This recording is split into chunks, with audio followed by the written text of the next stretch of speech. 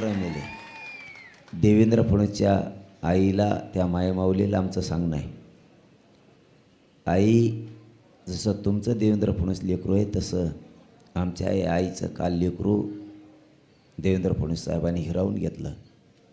आई, एक शब्द तरी त्या लेकराबद्दल बोलतात तर या लेकराबद्दलही बोला अशी आमची अपेक्षा. गरिबाचं लेकरू पायपीट करीत करीत आरक्षणाच्या न्यायासाठी मुंबईला तुमच्या पोराच्या दारात आलतं, पण तुमच्या पोरानं त्याचा खून केला, न्याय तर दिलाच नाही. त्याला अटॅक येऊन मेलं म्हणजे त्याला खूनच म्हणलं जातं. देवेंद्र फडणवीसच्या आई माऊलीला आमचं तेच विचार नाही.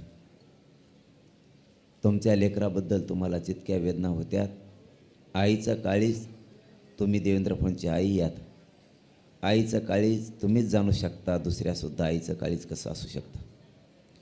त्या आईचं काळीज किती जळालं असन की तिचा पोरग सोन्यासारखं तिच्या कुशीतून निघून गेलं कायमचं. एकदा तरी मायेचं छत्र शब्दातून देवेंद्र फडणवीसच्या आईनं आणि देवेंद्र फडणवीसनी व्यक्त करावं एवढीच आमची भावना आहे. गेलं आमचं लेकरू शेवटी.